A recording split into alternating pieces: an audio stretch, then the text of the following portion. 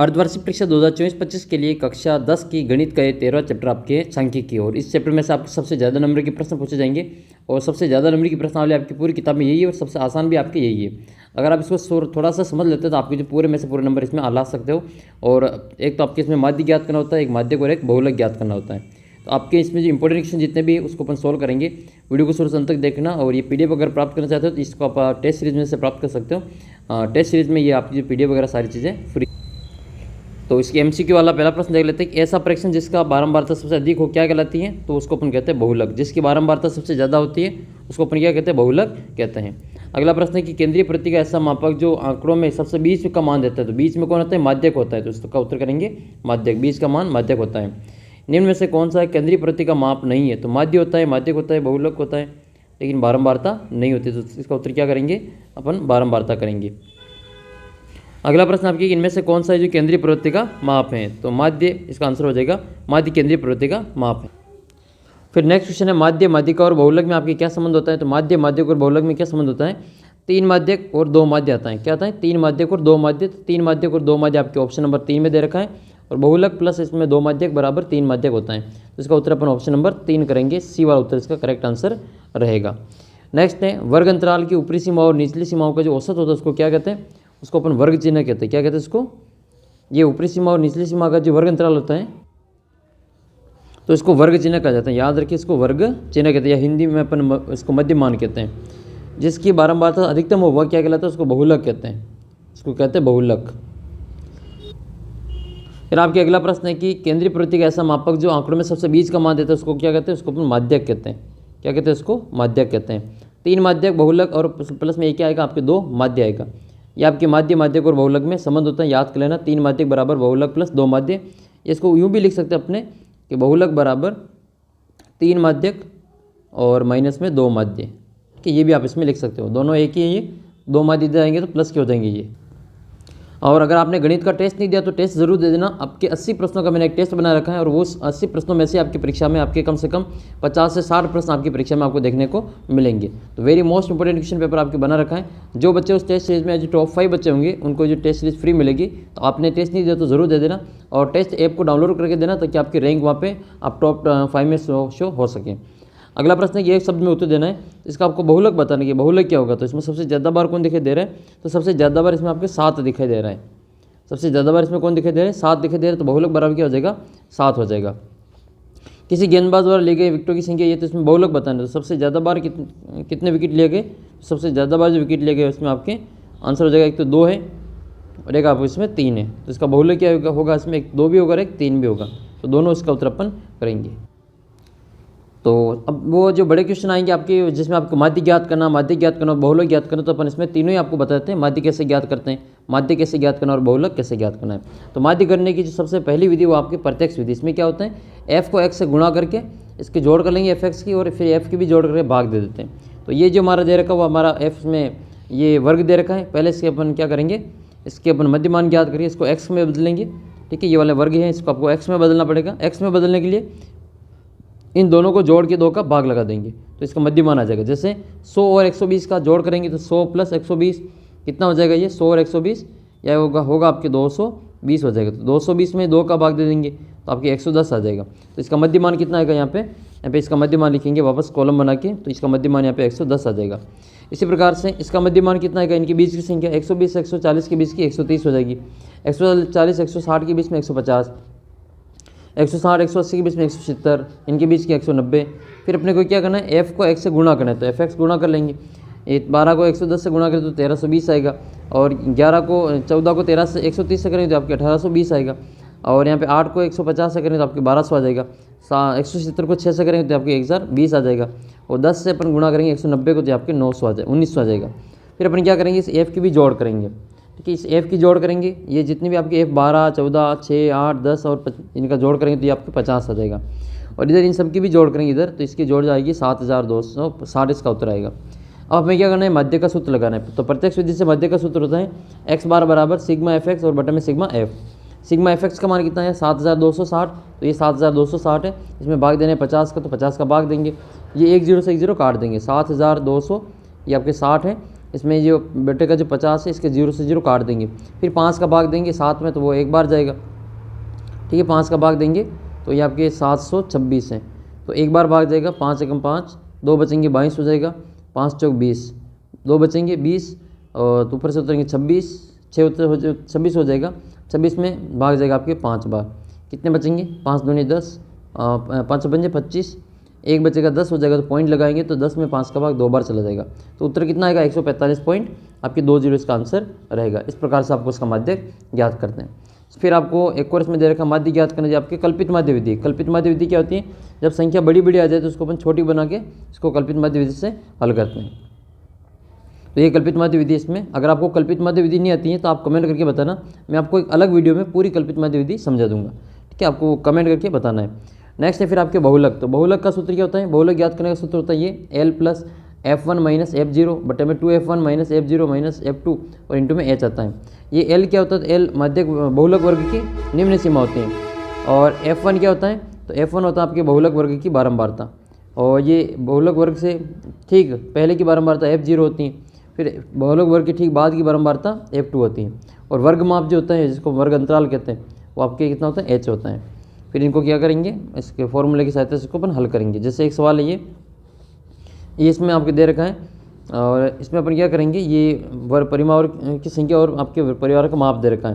तो एक विद्यार्थियों के समूह द्वारा एक मोहल्ले के 20 परिवारों पर सर्वेक्षण किया गया, तो परिवार के सदस्यों की संख्या में जो आंकड़े प्राप्त किए इनमें आपको बहुलक ज्ञात करना है।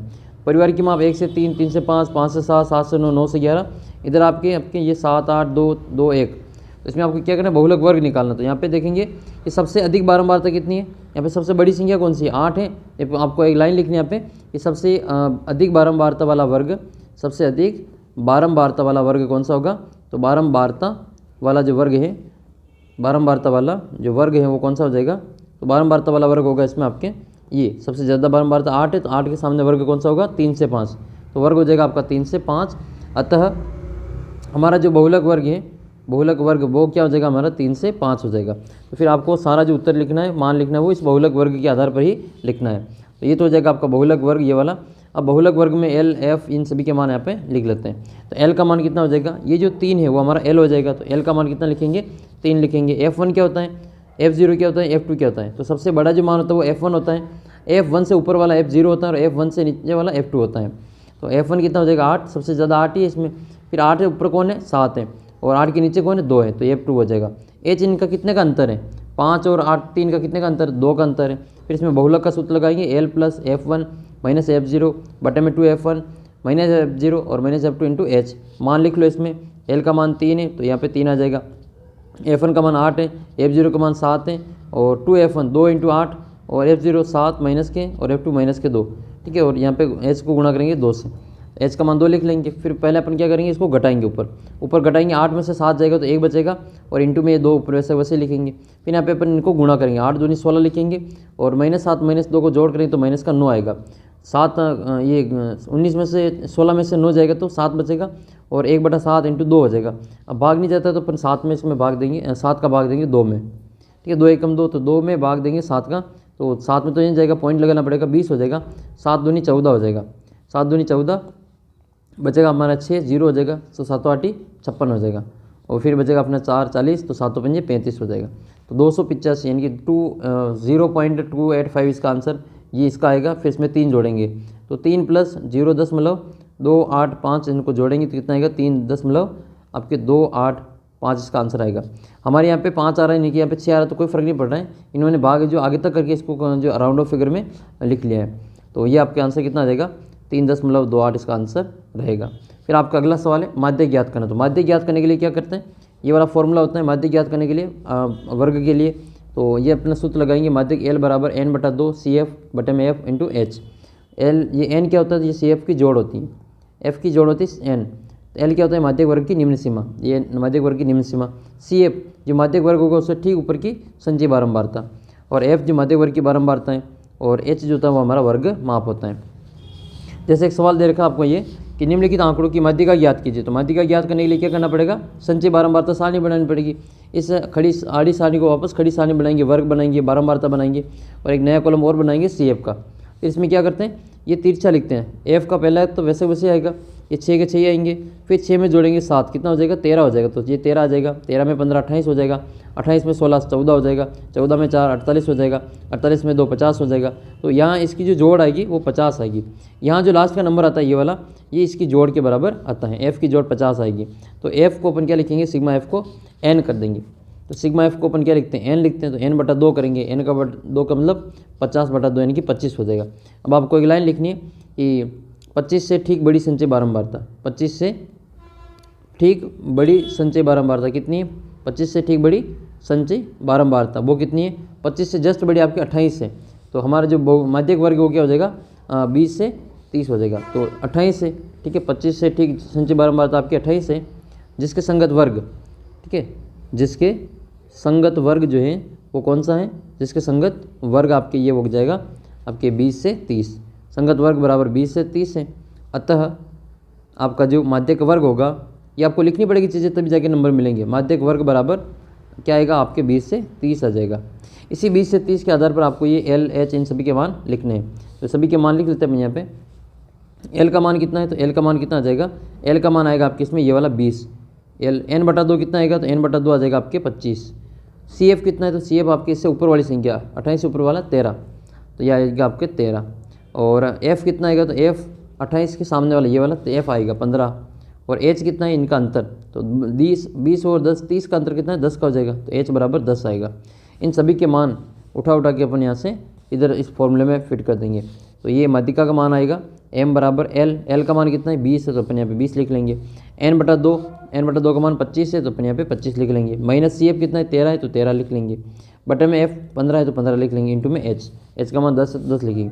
फिर इसको एक क्वेश्चन में बंद करना है। इससे 25 में से 13 घटाएंगे तो 12 बचेंगे, और इसको अपन क्या करेंगे, काट देंगे। किससे काटेंगे इनको, इसको काट लेते हैं अपन 3 के पार्ट से, या 3 के पार्ट से काट देंगे। ये 4 बार कटेगा, और ये वाला अपने ये 3 के पार्ट से 5 बार कट जाएगा। 5 से कम 5, 5 दूनी 10, ऊपर 4 और 2 बचेंगे, तो गुणा करेंगे 4 दूनी 8 हो जाएगा। तो 8 और 20 को जोड़ेंगे तो कितना आएगा आपके 28, इसमें आंसर आ जाएगा। इस प्रकार से आपको क्या ज्ञात कर लेना है, माध्यक ये बहुलक माध्यिका ज्ञात कर लेनी है। और बहुलक का तो हमने थोड़ी देर पहले चर्चा की भी थी, और भी अपन आपको बहुलक द्वारा वापस समझा देंगे। आपको और कौन सी प्रश्नावली का ऐसा वीडियो चाहिए कमेंट करके बता देना। मैं आपको परीक्षा से पहले एक बार जो जल्दी से ये वाला वीडियो अपलोड कर दूंगा। जैसे मैंने आपको जो वो माध्यक बहुलक का बताया, वैसे आपके और कौन सी प्रश्नावली का आपको पढ़ना है कमेंट करके बता देना। ये पीडीएफ आपको कहाँ मिलेगी, ये पीडीएफ आपको टेस्ट सीरीज़ में बिल्कुल फ्री मिलेगी। तो आप टेस्ट सीरीज़ को देख सकते हैं, ज्वाइन कर सकते हैं, और वहाँ पर आपको और भी अच्छी सारी जो पीडीएफ वगैरह आपके नोट्स के रूप में आपको उपलब्ध है। आप जो पढ़ाई में बहुत मन लगेगा, अगर आप जो वो पीडीएफ पढ़ेंगे तो बहुत ही शानदार आपके नोट्स तैयार किए गए हैं। तो उन पीडीएफ को पढ़ने के लिए आप चैनल को सब्सक्राइब करें, और अपना जो टेस्ट सीरीज़ है उसको ज़रूर देखें। टेस्ट सीरीज़ का लिंक आपको अपने व्हाट्सएप ग्रुप में मिलेगा, वहाँ से देख लेना। और टेस्ट नहीं दिया तो ज़रूर दे देना। टेस्ट का लिंक आपको वीडियो के नीचे डिस्क्रिप्शन बॉक्स में दे रखा है। जल्दी मिलेंगे आपको अगले वीडियो में। आपके आज के पेपर के लिए ऑल द बेस्ट। और कौन सी सब्जेक्ट पेपर का आपको पढ़ना है, मतलब ये आपका जो वीडियो चाहिए किस चैप्टर का, कमेंट करके बता देना, बना देंगे। मिलते हैं आपको अगले वीडियो में, तब तक जय हिंद जय भारत।